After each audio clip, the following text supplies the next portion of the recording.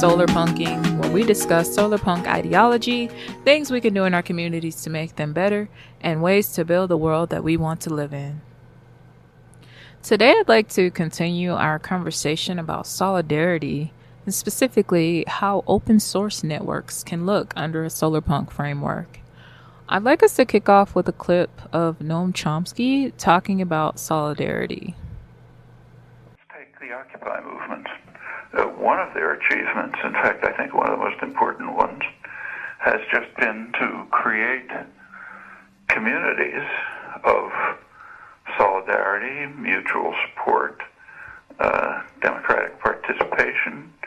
That's a very important achievement. In fact, particular in a society like ours, which is kind of like almost designed to isolate people and separate them from one another, which is a great technique of control, of course. So forming communities based on solidarity, sure, that's very important. And in fact, it's not, that's the reason why the labor movement from its origins has been concerned with solidarity.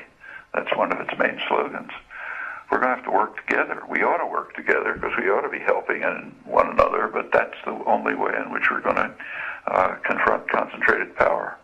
So what does solidarity really mean? I would argue that it's shared responsibility, shared stewardship, and shared support among a group of people with shared goals.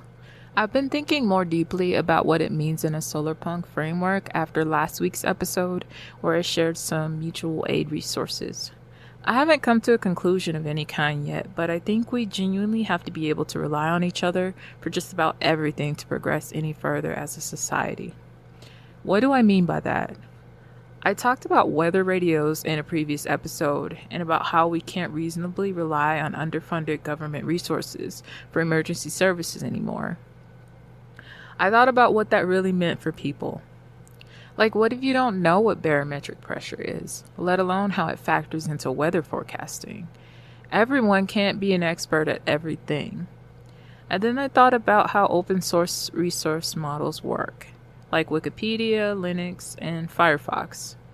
Open source is a technical term, usually used to describe software environments, but I'm using it here to describe shared resources in general.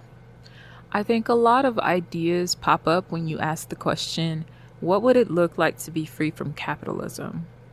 If no one is trying to exploit anyone else's labor, and if everyone else was fairly compensated for the labor and resources they invest into a product or service, what does that look like? Open source resources usually have a ton of longevity. This can look like ham radio networks with experts who can share weather forecasting data with an entire community of people, educational resources like open library databases for people who want to learn a skill or a trade, and even community gardens where farmers can come together and grow food. This would differ from private resources because it would be communally maintained and owned. This would break our dependence on corporate control resources and capitalist consumption by considering and addressing the needs of the community first. Could you imagine a community-run hospital where medical students could be trained into medical professionals and work directly with and for the people without the massive overhead of corporate shareholders and profit models? When the traditional capitalist model inevitably fails, this won't because it doesn't rely on that structure for survival. It will rely solely on the people. The image that always pops into my head is like a bazaar, a bustling environment of artisans selling things that they made with their hands, or people selling services they performed, with no corporate overlord looming over anyone. Capitalist ideology is different. It's get what you can for yourself and kick everyone else in the face. And now it's claimed that that's human nature. Is it? I don't think so. I think Adam Smith, David Hume, and others were basically correct. This is a distorting ideology which is imposed on us and undermines normal human emotions and interactions. It's highly distorting and deceitful. And going back to the environmental crisis, that's what's causing us to race over the precipice. When ExxonMobil executives say, okay, let's lie about the fossil fuels, they're saying they're Actually, what they're doing is pursuing what Adam Smith denounced as, in his words, the vile maxim of the masters of mankind, all for ourselves and nothing for anyone else. So imagine what's possible when we move away from that individualistic, every man for himself model. Imagine open source community networks where access to the internet wasn't gatekept by internet service providers, where algorithms aren't actively trying to persuade you to spend money or buy garbage online. Before I started looking into internet security, I didn't understand how the internet worked. But basically, it's just a bunch of servers that host websites and speak to each other. Hosting the servers obviously costs money, and people have to be employed to maintain those servers. But why does AT&T and Comcast have to make billions of dollars off of our access to publicly shared information? Social media is basically profiting off of other people's content and then charging you for access. Why?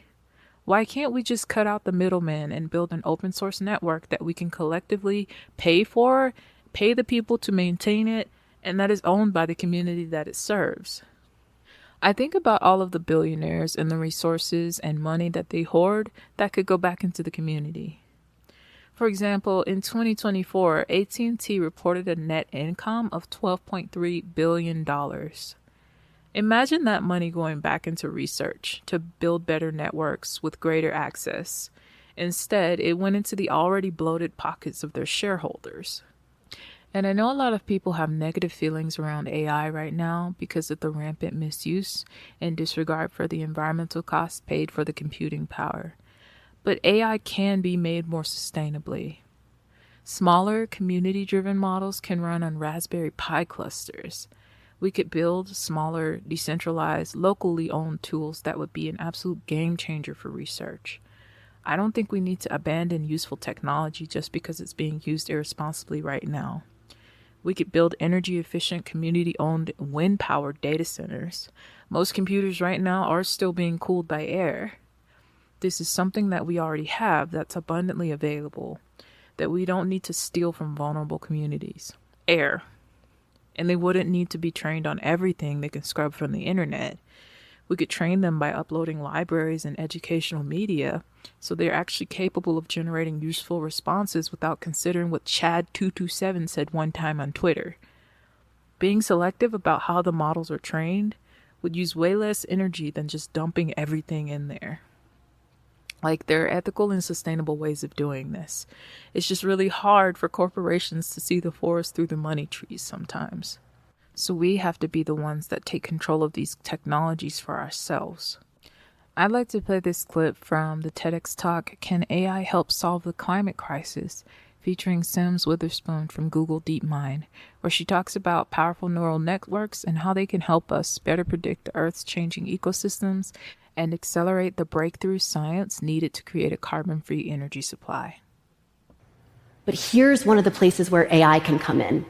It is a powerful tool for forecasting. AI systems can ingest vast amounts of historical data and help us predict future events. So, while we can't eliminate the variability of wind, we can use AI to more accurately predict its availability. That was my team's what to do. Use AI to accelerate the transition to renewables like wind energy. The tough part was the how to do it. Now, I personally would argue that the tough part is how to do it ethically. Do I trust that Google is going to find a way to ethically use AI in a way that benefits everyone? No. I think Google is going to find the best way to make a profit. But I don't think the answer to AI is to just abandon it altogether.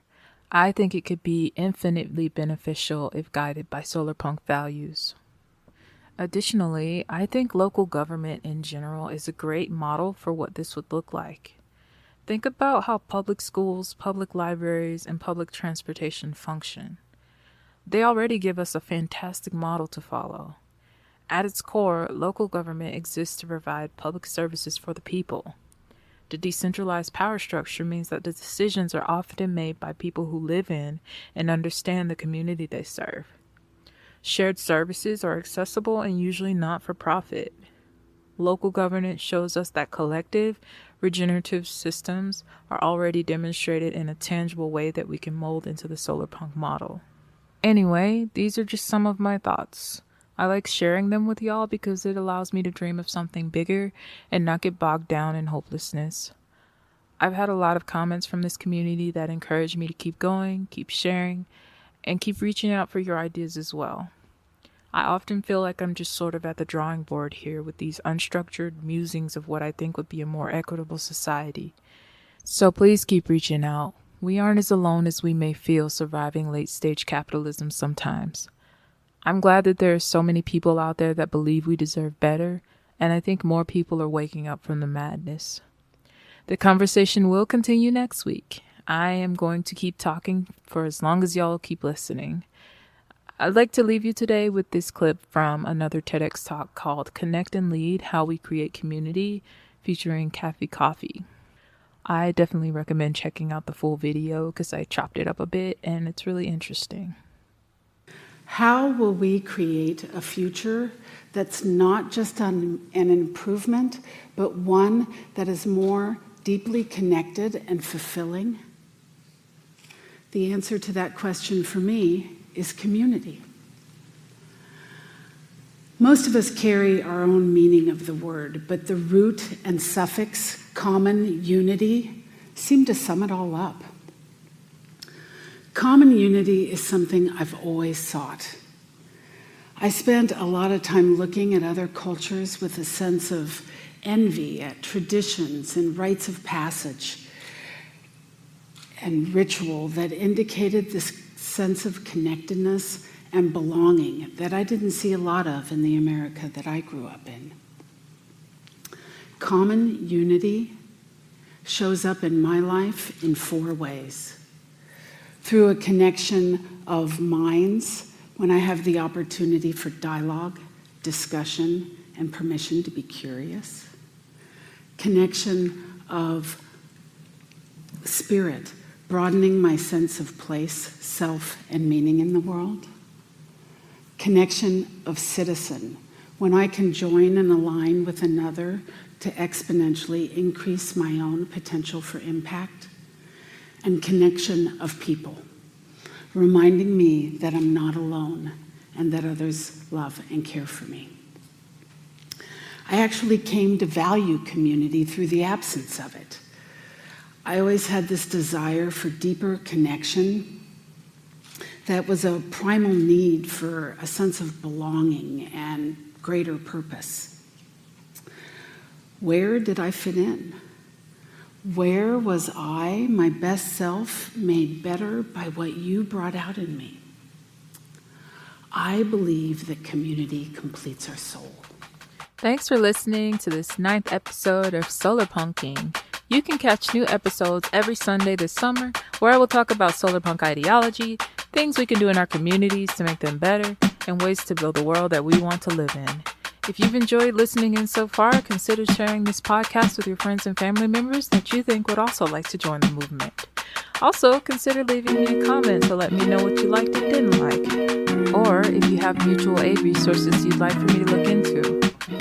If you have excess funds, consider donating to the World Food Program this week to send meals to families in crisis. $75 can provide a family of 5 with enough emergency rations for an entire month. Until next week, stay hydrated and motivated. Peace.